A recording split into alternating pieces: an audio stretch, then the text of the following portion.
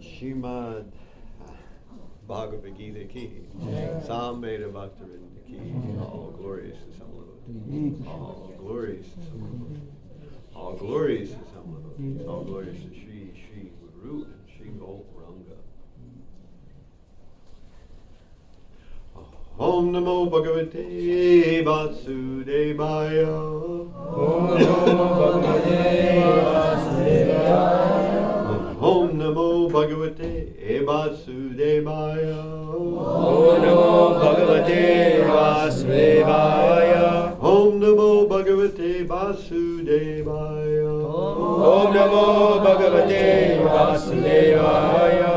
Om Ajnanatimidandasya Gyananjana Shalakaya Chakshurunmilitam Yena Tasmai Shri Gurave Namaha Shri Chaitanya Manobishtam Sthapitam Yena Bhutale Swayam Rupa Kadamaya Dati Swapadantikam Vandeham Shri Guru Shri Yuta Padakamalam Shri Guru Vaishnavam Scha Shri Rupam Sagrajatam Sahagana Raghunatamitam Tam Sajivam Sadvaitam Savadhutam Parijana Sahitam Krishna Chaitanya Devam Shri Radha Krishna Padan Sahagana Lalita Shri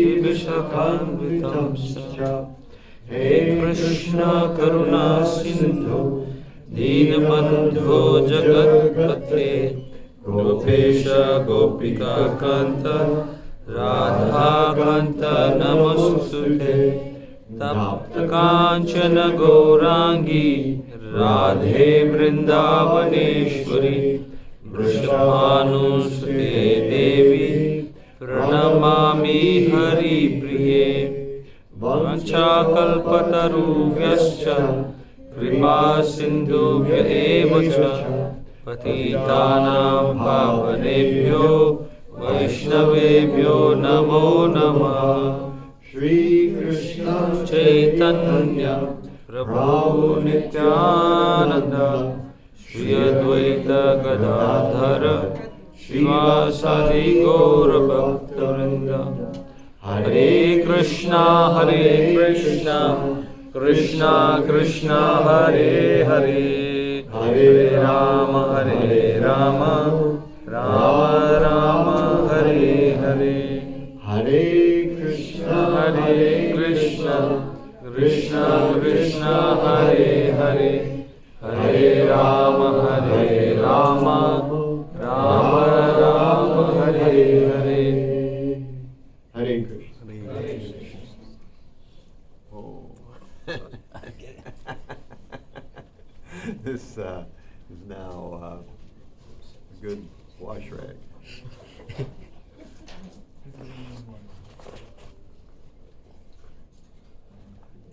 Actually, I might need it.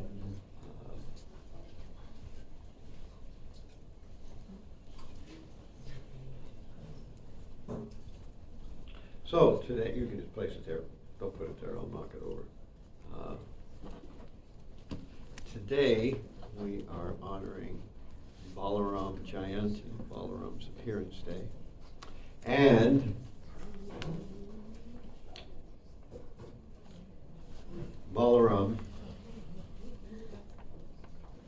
is known for being the original spiritual master and being the source of all strength, being the first expansion from Lord Krishna. So basically all the various Vishnu Tattva avatars, they all come from Balaram. So you have Krishna and then Balaram. And then you have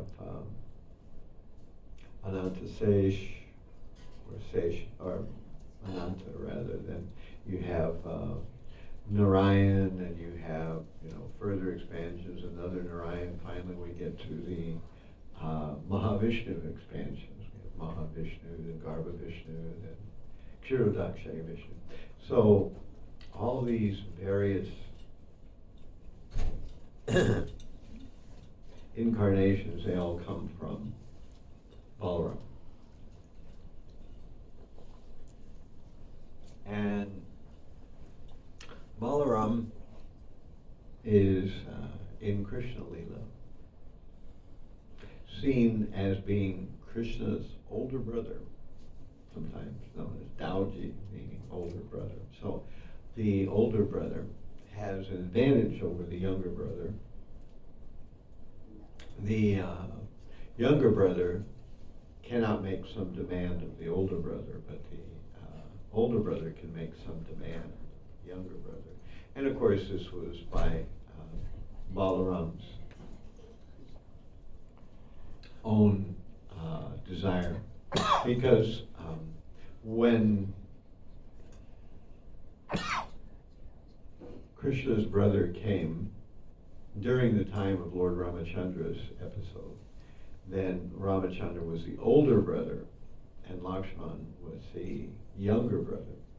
And of course, at one point, Ramachandra gave Lakshman the unsavory duty of taking Sita Devi to exile, which he disagreed with, didn't want to do, and found it very distasteful in many ways. So he vowed he would never take birth as Krishna's younger brother again.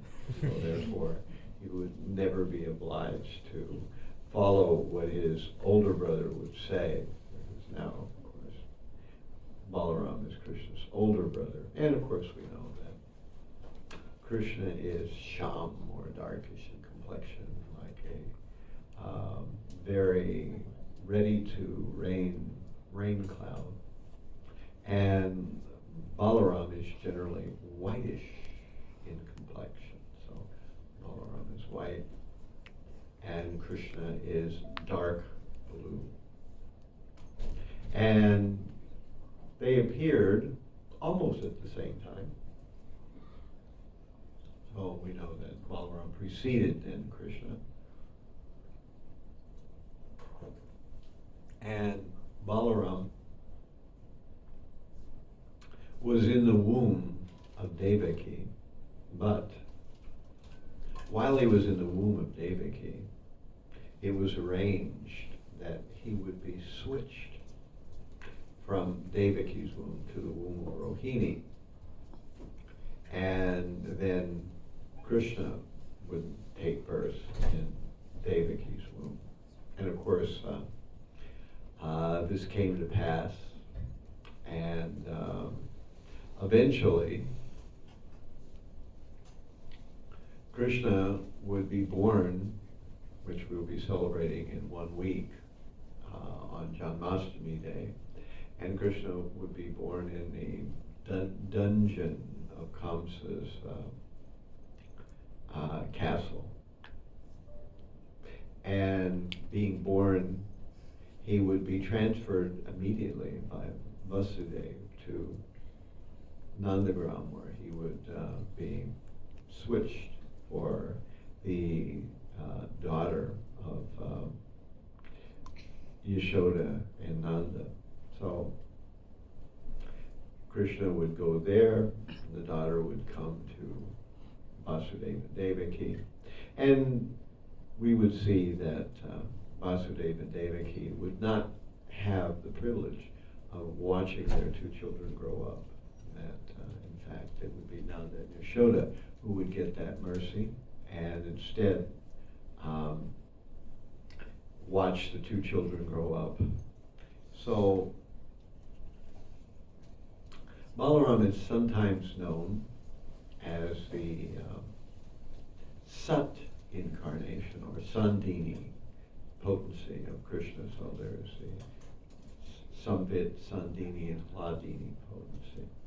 So we have, I've been listening to some classes that devotees have been giving in the Brooklyn Temple. The last 3 days there have been classes about Balaram. So some interesting things have come out of those classes. One of them was that Mahatma spoke a couple of days ago, and he mentioned that in one sense you have like the Maha Mantra, which is Ram, Krishna, and Hare, which is of course Radharani,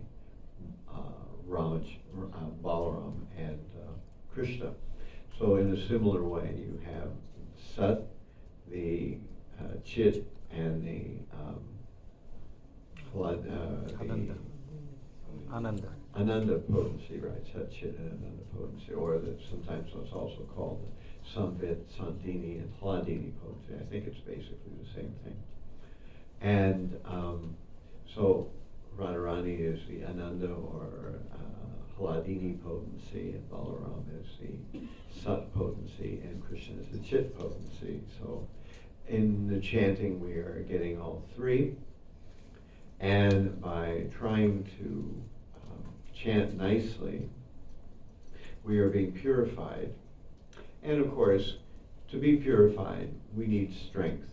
So Balaram is specifically known to be the provider of strength. Sometimes we can know what the right thing is, but that doesn't mean necessarily we can do what the right thing is.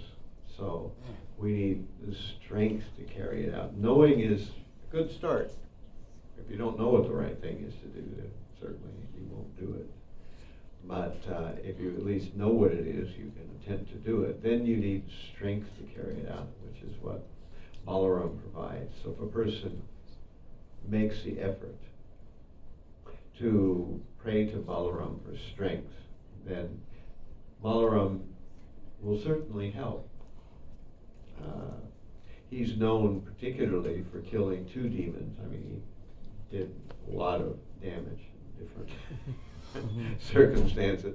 But Pralambasura and also Denukasura. So Pralambasura was a demon that looked like one of the cowherd boys. He transformed himself. And by transforming himself, he looked just like one of the cowherd boys. And he came to the assembly. When Krishna saw Pralambasura, he said, "Oh, I'm so glad you have come. I know that we didn't see you before, but please, we are just about to start a game." And of course, while Krishna was saying all these friendly words, he thought, this is a demon who intends to perform some mischief, so I'll have to figure out what to do.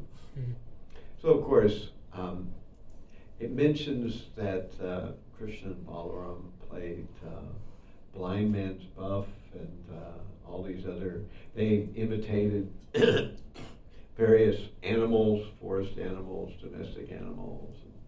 They chased each other, and then they got around to what we used to call camel fighting, which is where one person gets on the shoulders of another person.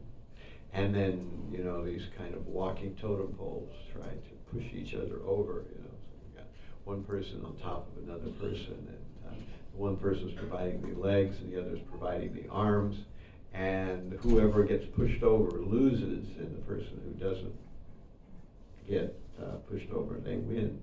So, of course, they chose up 2 teams, and the demon Pralambasura put Balaram on his shoulders. And of course, after the fight was finished, Krishna's side lost. So the Krishna team didn't win. However, the Balaram team won. So then they were able to carry for some time. So this Pralambasura, he began to carry Balaram, and he thought, this Krishna, I can see he's the more powerful of the 2, I think. So I will deal with him next, but first I'll deal with this Balaram. So he was carrying Balaram, and he was carrying Balaram further and further. And Balaram was thinking, where are we going? What is this all about? And as he was thinking like that, Balaram was becoming heavier and heavier and heavier. And Pralambasura was having trouble holding up Balaram. And it got more and more difficult, and as it became more difficult, Pralambasura could no longer hold his disguise, his external look like one of the cowherd boys. Instead, he began to grow very big, and he had this very, disheveled hair, and he had big pointy teeth, and most of the cowherd boys don't have pointy teeth. And then Balaram looked at him and thought, what is going on? How is this carrier changed in so many ways? And as he thought like that, he thought, oh, this must be a demon, and he means to kill me. And so, as is in Balaram's usual method, he just thought, well, I will finish him. So Balaram hits Pralambasura in the head, and Pralambasura's head cracks. and immediately falls dead. Big sound when Purnima falls over. And so all the cowherd boys, they came running from what is this sound, so they came to find it. And there they see Balaram. They see this huge body of a demon. And they see Balaram standing as if saved from some great catastrophe. And they say, "Well done!" So they're very happy to see that Balaram has emerged victorious from this fight with this big demon. Of course, it wasn't clear where this demon came from, but Balaram explained that the demon had transformed from one of the cowherd boys. And so Krishna thought, oh, well, this demon is finished now. Balaram has finished this demon. And this is the nature of Balaram. He can dispatch demons. So a couple of days ago, Muhammad was making this point that demons are all around. They may be in our mind, in our hearts, etc., etc. And so we need help to get rid of them. Sometimes we have some issue and we get rid of it, or we think we've got rid of it, and it comes back, and then later on we get rid of it again, and again it comes back. And so when we have something, an anartha, an unwanted thing in the heart, and we try to get rid of that thing, and it doesn't seem to go away, it seems to come back. One of the things we can know is that probably we don't really want it to go away. That the problems that we make, or the problems we experience, which is sometimes hard for us to realize, that the difficulties we experience in this material world are all self-created. We can't really point the finger at anybody else. That if we have a problem, we're the source of it. As I used to make the analogy that when the package from UPS comes with your miseries, if you look on the lading sheet, you'll see your signature there. You signed for it. You can't really point a finger at anybody else, so the packing slip will show that you ordered it. But the problem is how to get rid of it. And of course, since we're discussing Balaram, we can always pray to Balaram to dispatch, to get rid of these unwanted things. And he's certainly there to help us. So why not? Why not take advantage? Why not pray to Balaram to help? Certainly he will. And we know that Balaram and Krishna, they came again in Chaitanya's Leela as, of course, who? Lord Nityananda. And who was Krishna? Gauranga. Gauranga, right. So Lord Chaitanya and Nityananda. So there's a verse like that in the Chaitanya Charitamrita that explains that this Gauranga or Chaitanya is Krishna, and Balaram Hoila Nitai. So we have this idea that they've come again.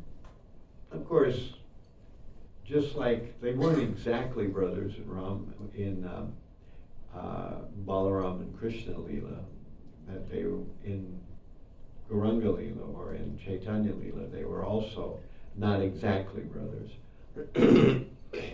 But they were brothers actually in the final spiritual sense.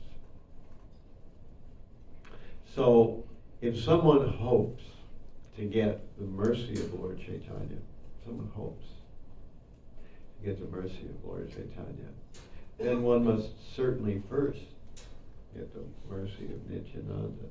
If one tries to get the mercy of Lord Chaitanya but is not interested in the mercy of Nityananda, he will know only frustration. He will never get the mercy of Chaitanya Mahaprabhu.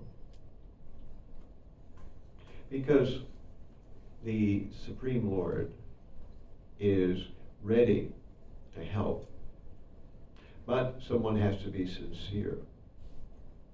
So we need a spiritual master, and we need the mercy of Nityananda. So how do we get the mercy of Nityananda? We have the whole story of Jagai and Madai, which is quite a lengthy story. We don't have time to tell the whole story. But of course, why were these two brothers particularly, they could have tried to deliver anyone, but they decided to deliver Jagai and Madai. And this was preaching.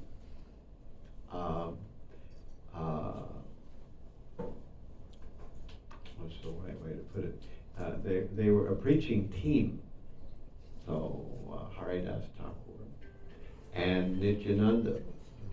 So just like sometimes devotees go door to door and they try to get people to accept some transcendental books, etc., or try to preach to them. So similarly, in the early times, Lord Chaitanya wanted the devotees to go out and distribute to the population in general, even though many were very adverse and many were very uninterested. Still, Nityananda would knock on the door and say, "My dear sir, you are well known as a great scholar and you have so many pious credits, but please chant this holy name." And if he wouldn't do it, then he would roll on the ground. And sometimes people would accept, and sometimes people would be angry.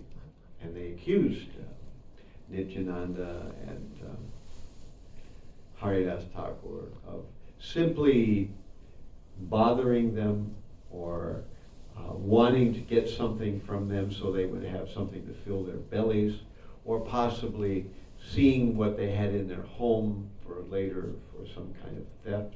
So they accused them of all these different things.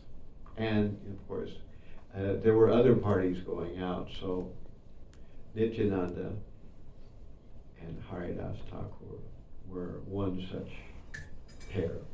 They were going out. So Haridas Thakur was a little skeptical of Nityananda because he knew Nityananda was sometimes given to do very bizarre things. And one day, the worst thing happened was that Nityananda noticed Jagai and Madai, and Nityananda said to Haridas Thakur, "We should deliver these two." And Haridas Thakur said, "But Nityananda, these are the worst scoundrels. These are people who they murder, they rape, they steal, they just live in a tent. And wherever they're living nearby, everybody's in fear. Even the police don't deal with them because they're afraid of them. And they're known to drink, they're known to do all kinds of horrible things. These two will never take to Krishna consciousness." And Nityananda said, "But our Lord Chaitanya Mahaprabhu, he's come to be Patita Pavan, so he delivers the most fallen. And as far as I can see, there's nobody who better fits this role of most fallen than this Jagai and Madai." So here's the point that I'm making. Jagai and Madai were the most fallen. So how would they get the mercy? They would not get the mercy directly from Chaitanya. They first got the mercy of Nityananda. So Nityananda marked them out as our Lord has asked us to deliver everyone. So if we deliver these two, everyone will say, it was impossible and somehow they did it. This Chaitanya must be something special. Therefore, I will pay attention to Chaitanya Mahaprabhu. So this was the thinking. we see that our Haridas Thakur went along, but he wasn't really all that convinced about this strategy. And so they decided to approach Jagai and Madai. Now, Jagai and Madai were from a Brahmin family, but there was nothing Brahminical about them. They didn't live by any principles. They didn't follow any sadhana. They didn't go to any temples. In fact, they were scornful. They had a very harsh philosophy. They felt that since the Muslims had taken over India, that their duty was to be even more extremely violent than even the Muslims, so they would drive them from the land. So in this way, they did many tantric and other awful practices to become very powerful in a mystic way, and they were very powerful. Mostly, nobody bothered them at all. But here is this Nityananda and Haridas Thakur coming to them, and Nityananda asks Jagai Mata, you please chant Hare Krishna.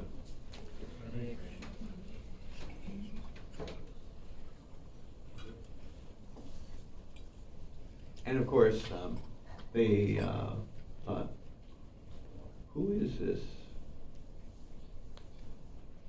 Nityananda telling us to chant some name of Krishna or some name of Vishnu?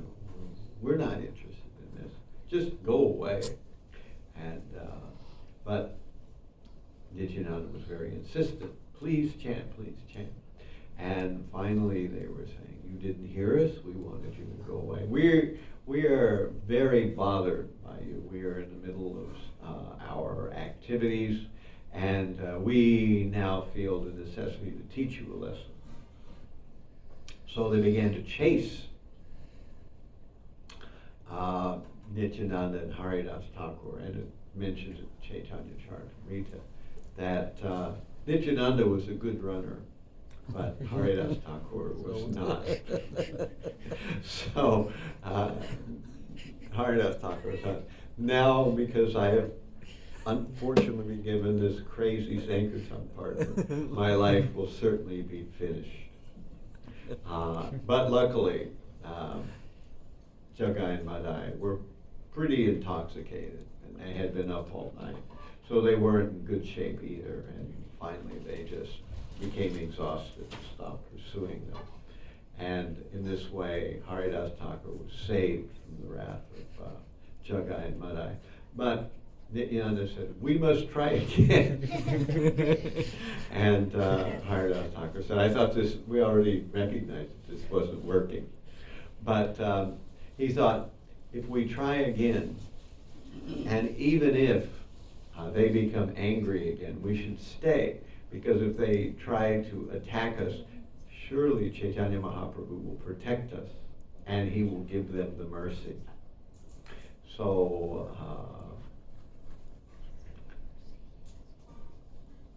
there was a kirtan starting, and the kirtan, at that point, I think a lot of devotees are not aware of the fact that there was a time where the Harinam Sankirtan was only in the Srivas Sangam, or only in Srivas's house. The devotees chant. They didn't chant out on the street. They did it in secret. And even one time, they were chanting in secret in Srivas's home, and Jagai and Madai were not far from there. And Jagai and Madai had been, late into the night. They were drunk, and they heard some kind of sound coming from the house, and they thought it was some kind of opera, and they kind of liked it a little bit.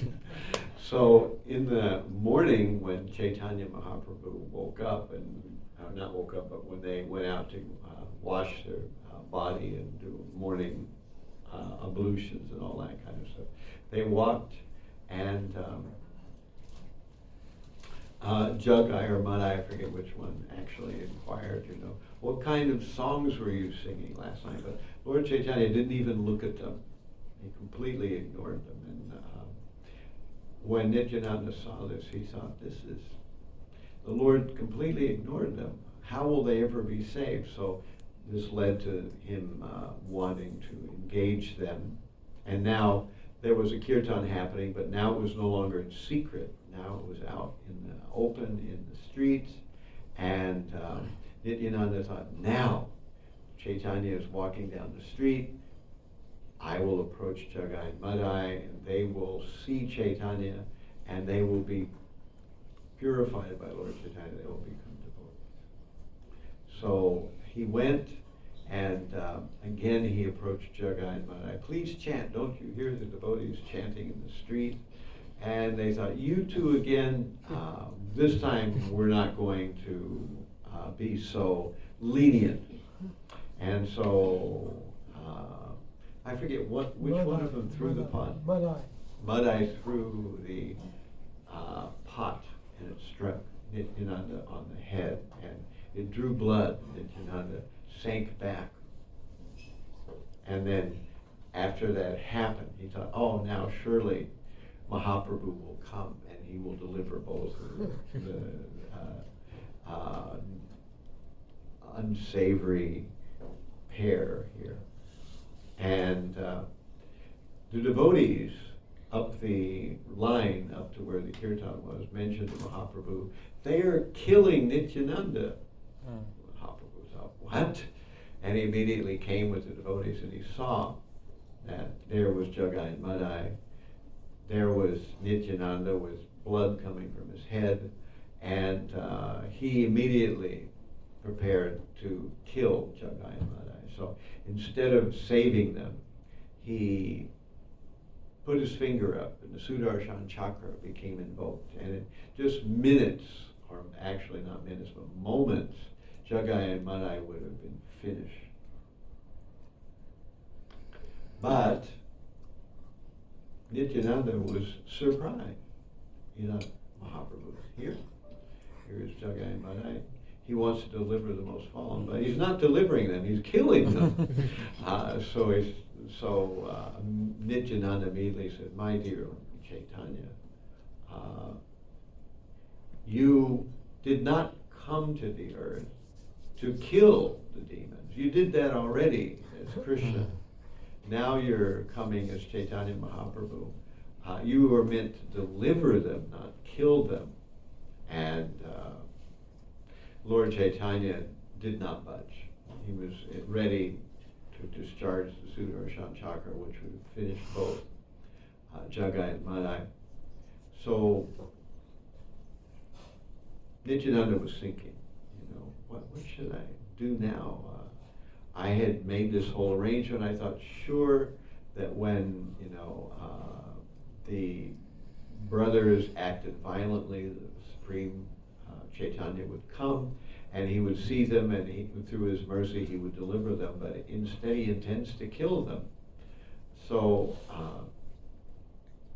he thought very quickly, and then it suddenly occurred to him. He said, "But you did not know that Jagai saved me." And Lord Chaitanya said, "What are you saying, Nityananda?" He said, "Well, Madai threw the pot, but Jagai stopped him from throwing a second pot, and therefore he saved me."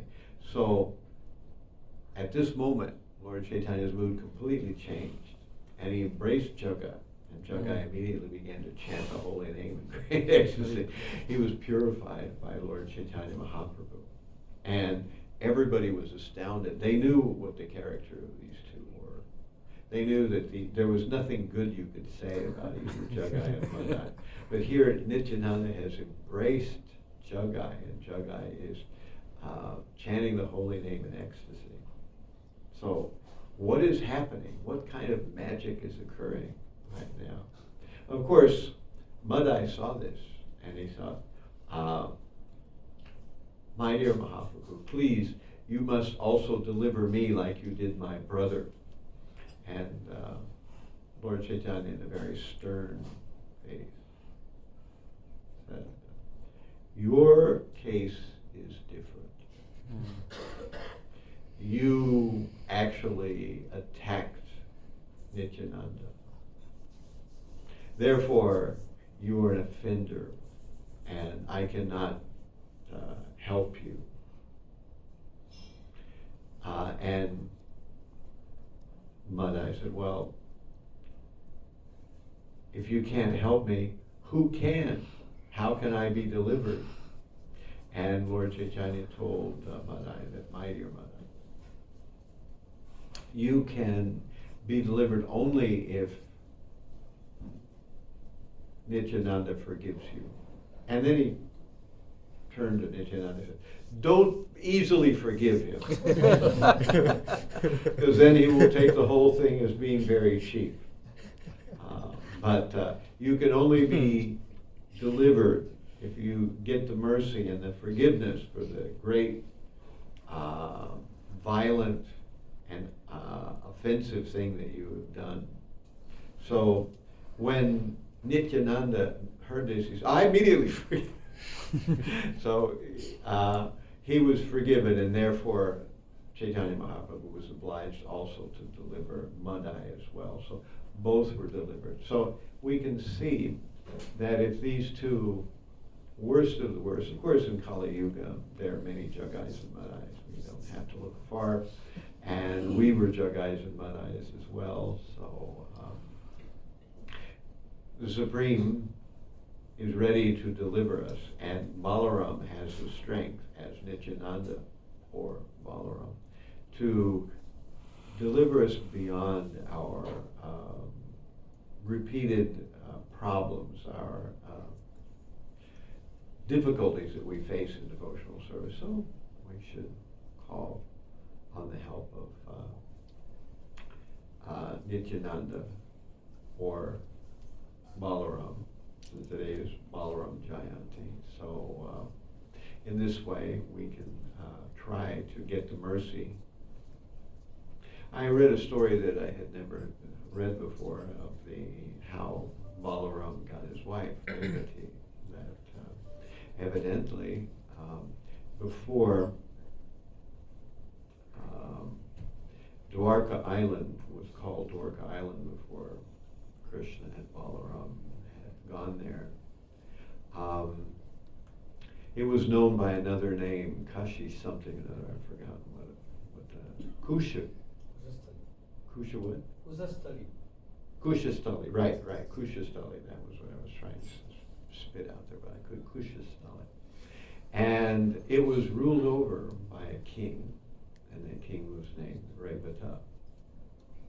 And Revata had 100 sons, but he also had one daughter, and her name was Revati.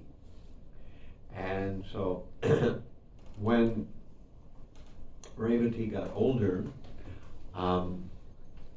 Revata, her father, thought, who shall I marry her to? So he decided the best person to answer that question was Lord Brahma.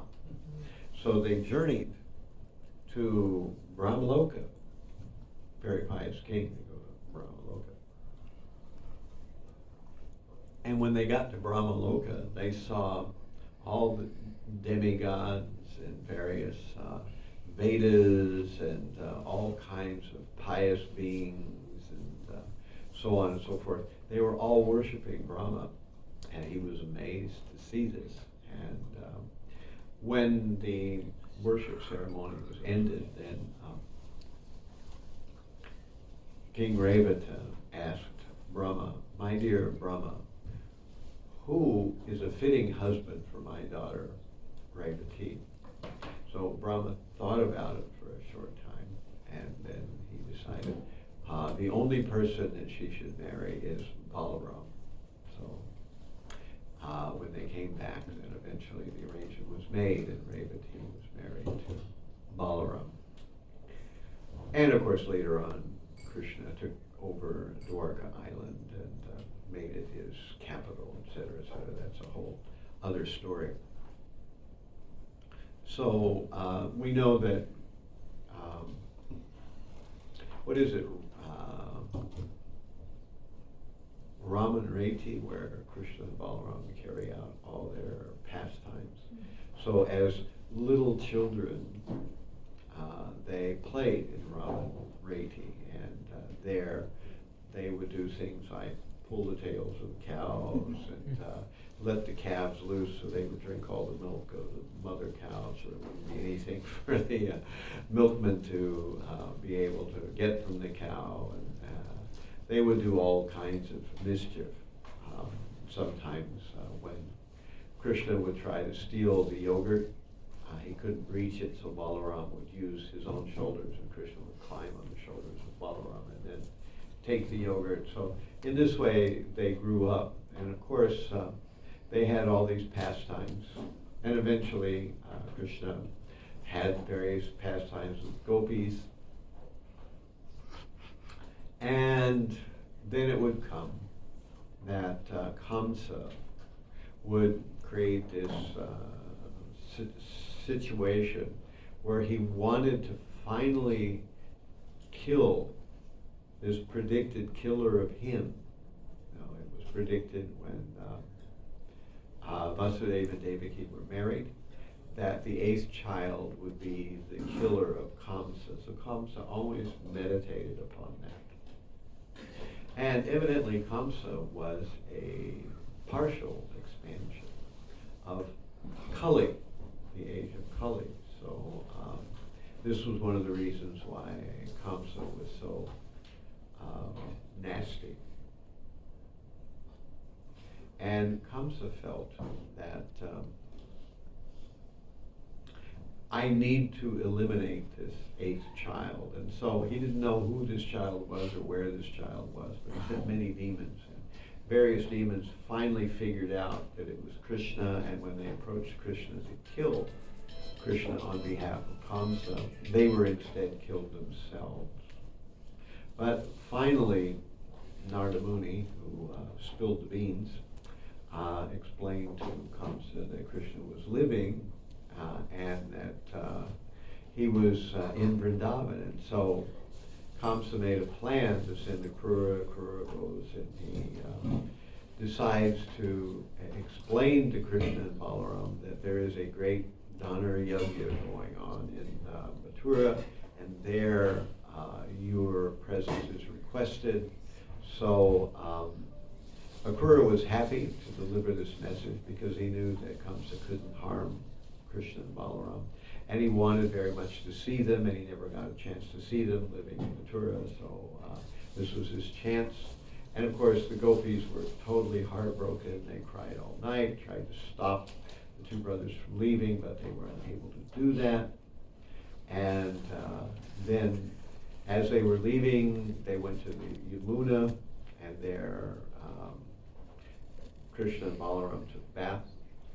And Akrura, after they finished, asked if he could take his bath too. So he went to the Yamuna and chanted his Gayatri. And while he was chanting his Gayatri, he saw Krishna and Balaram in the Yamuna. He thought, I just left them at the chariot.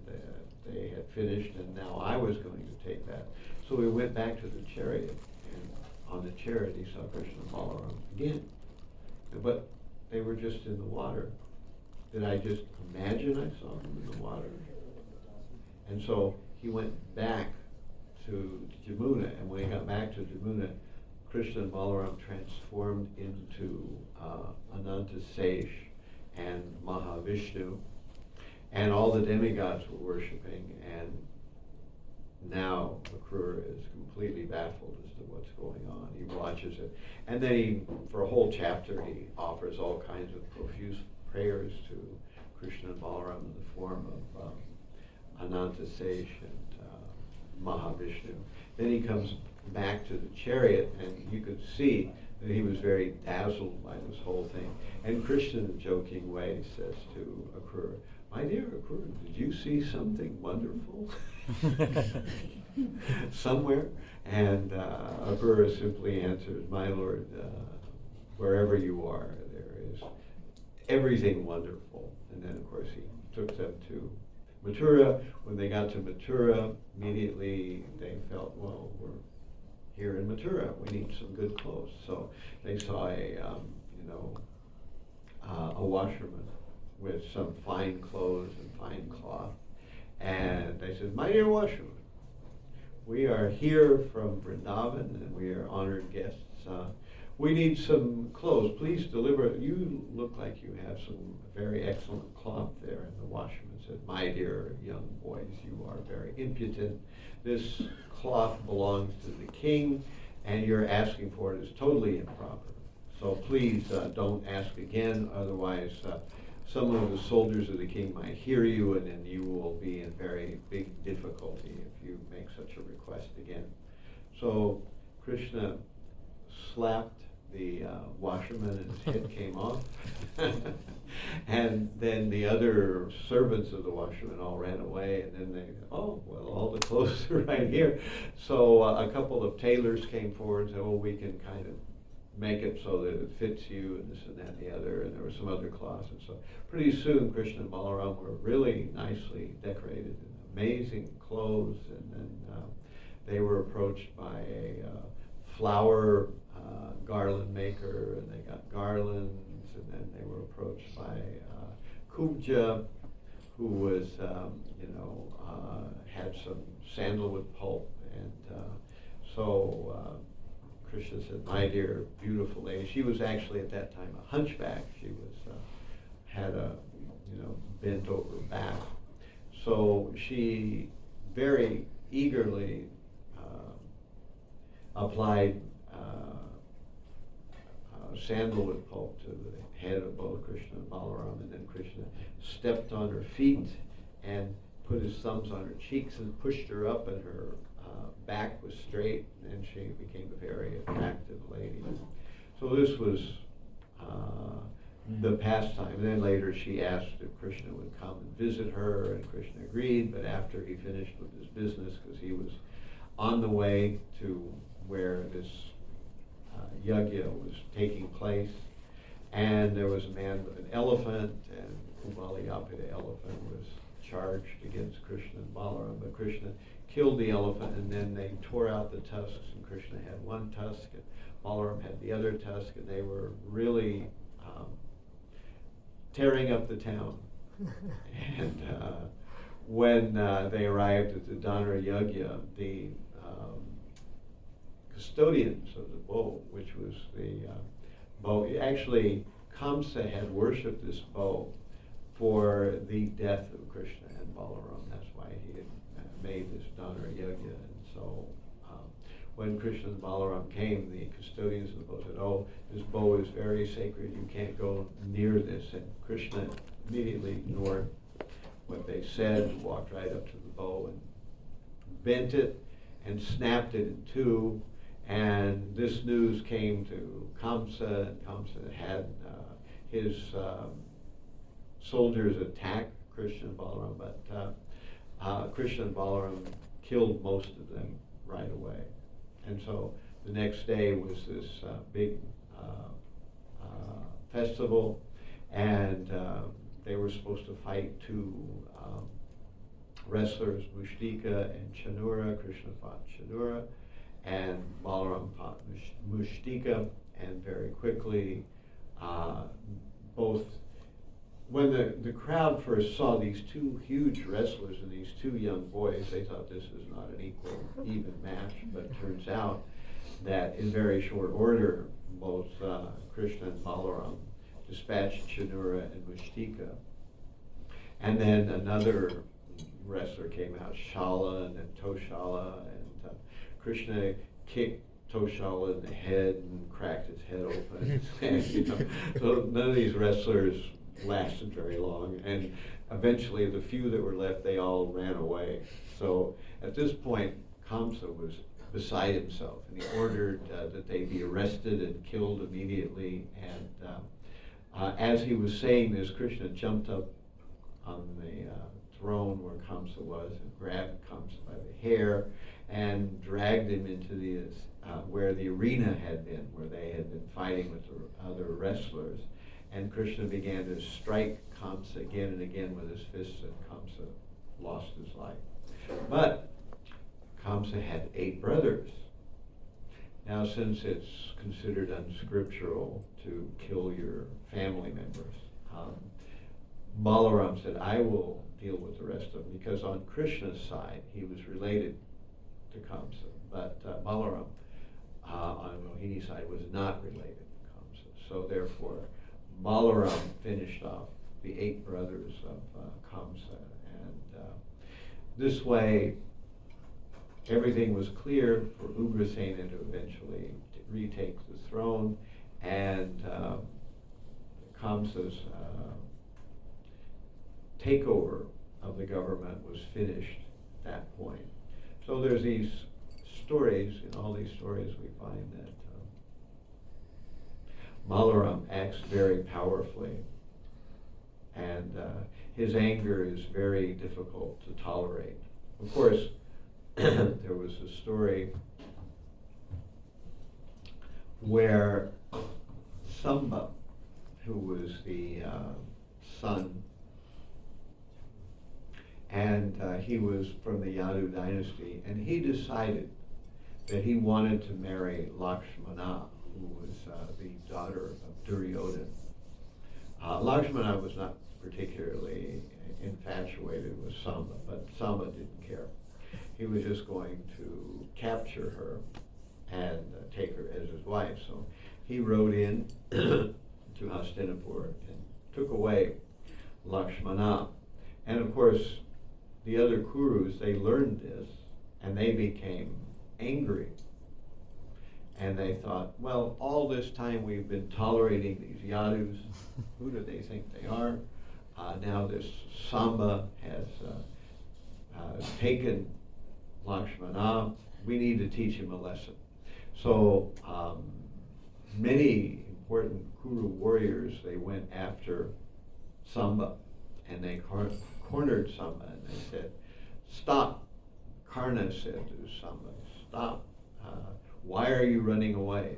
We mean to teach you a lesson. And so Samba said, okay. And so he stood before them, and even though there were a number of them and only one of him, he began fighting back the Kurus. And as the fight continued, actually, all of them became impressed by Samba as well. Actually, I think Lakshmana is doing all right if she winds up with him as her husband. But they didn't want to say that openly, you know. So they all collectively, they didn't know one of them did it, but collectively they captured Samba and imprisoned him. And of course, eventually the news spread to Dwarka city that the Kurus in Hastinapur had imprisoned Samba for trying to make off with Lakshmana. And so the Ugrasena and the Yadus, they sent a message saying, my dear Kurus, we are closely related, and we want to keep the peace, and we will overlook the fact that you captured Samba, not using the rules of warfare properly by ganging up on him, and we will call it even if you just let Samba go and his wife, Lakshmana. And of course, when the Kurus heard this, they thought, what? These Yadus think that there's something, I guess, that what are they, who do they think that they really are? We're not going to release them. And so tensions were mounting, and it looked like there would be a war between the Yadus and the Kurus. So Balaram said, we don't need to fight among ourselves. This is not a good thing. I'm very close friends with many of the Kurus, particularly Duryodhana and others, so just let me go. I'll make the situation better. So the Yadus were ready to take up arms and march to Hastinapur. So Balaram goes, and of course the Kurus hear that Balaram has just encamped outside of Hastinapur, and so immediately Duryodhana and Karna and many of the others came out, Arjuna came out, and they offered all sorts of respect to Balaram. And he said, "My dear Balaram, we very much appreciate that you've come to visit us. What is the purpose of your visit?" And Balaram said, "Well, the Yadus are being very patient with you by the fact that you have performed this unrighteous act of capturing Samba.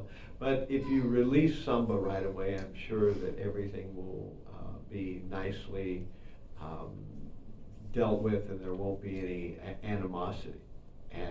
But the Kurus thought, well, who do these Yadus think they are? The shoes coming to the head?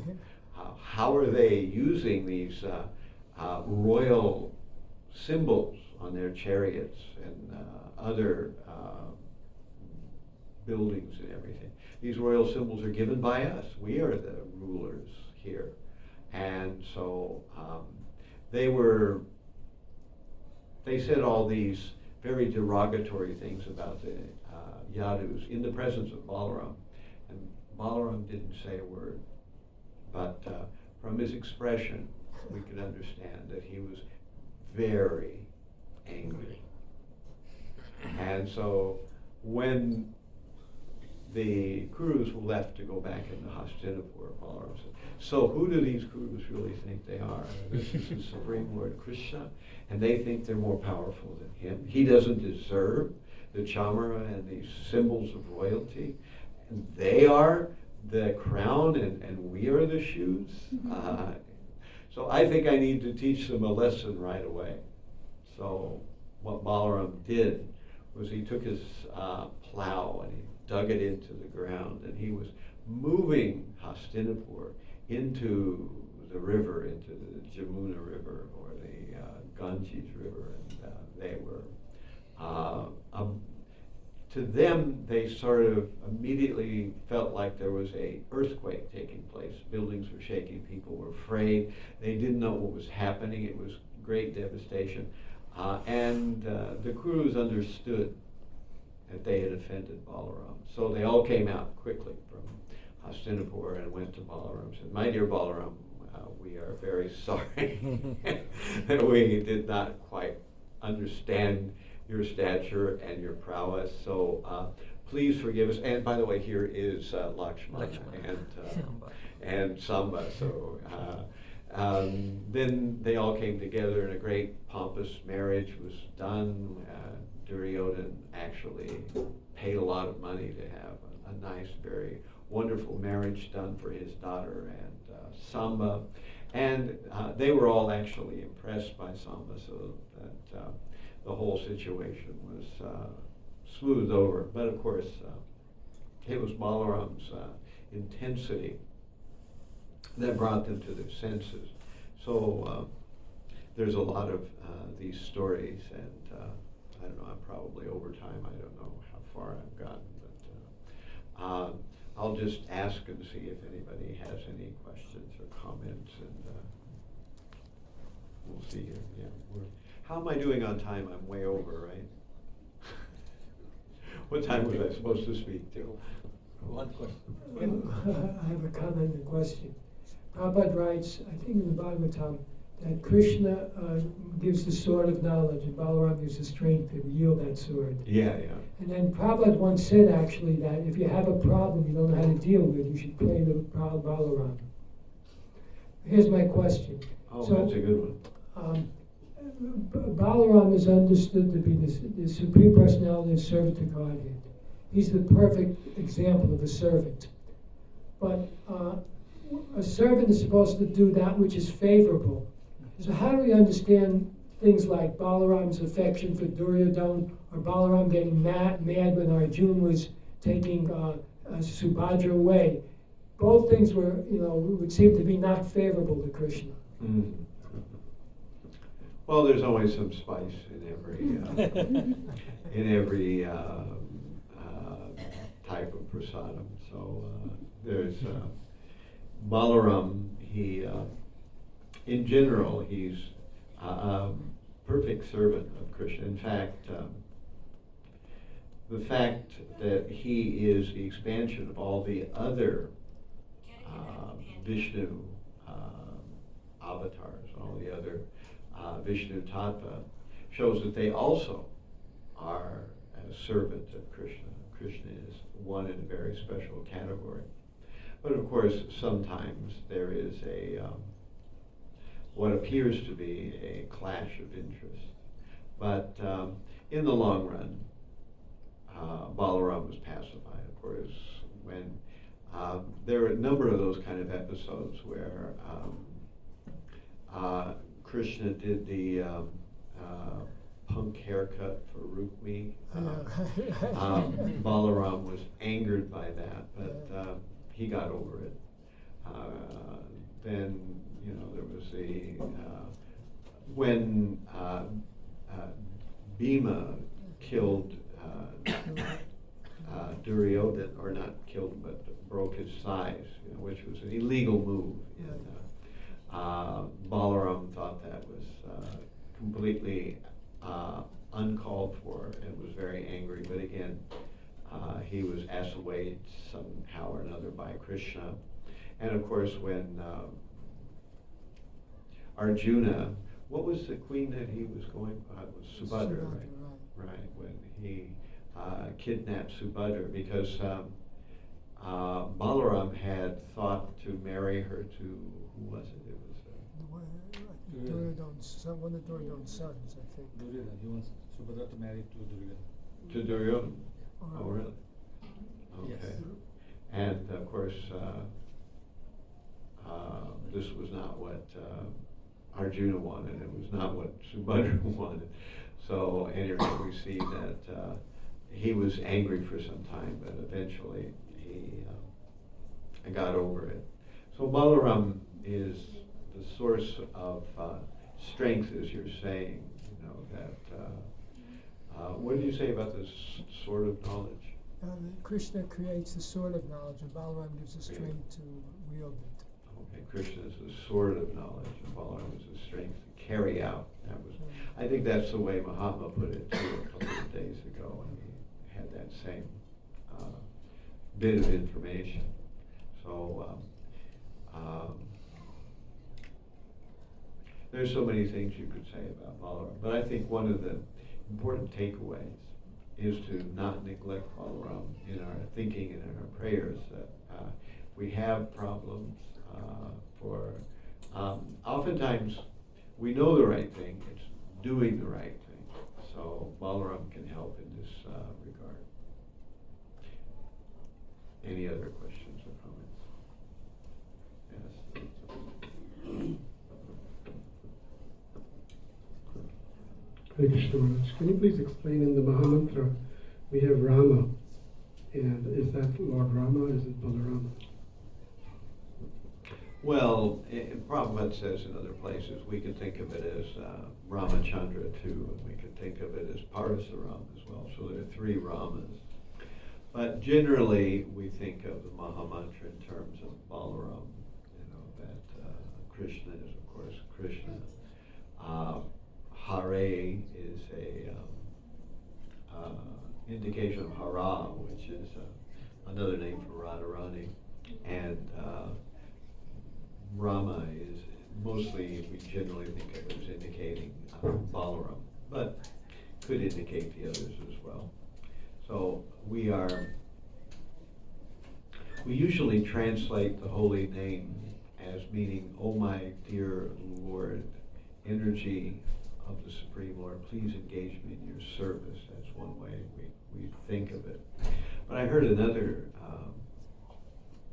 meaning, I forget who it was that said this, that means, "My Lord, please make my heart like your heart. Please connect my heart to your heart," which is, I think, a good way of thinking about the holy name as well. So that's there. And of course, the holy name is the supreme in various different aspects, so that's also there. Hare Krishna, Krishna Krishna, Hare Hare, Hare Rama, Rama Rama, Hare Hare. Iti Sodarsikam Nam Nam Kale Kalmasanasanam.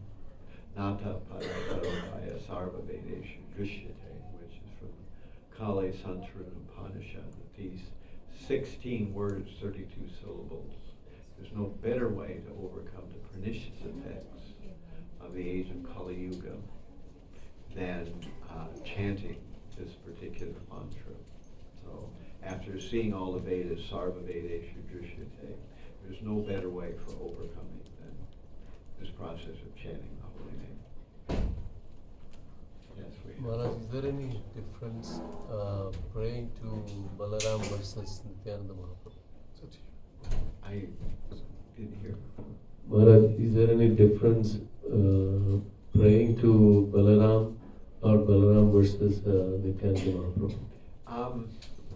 Basically, I think not, as far as I can tell, but there may be some nuanced difference, but I would say generally there's not much difference. Maharaj, I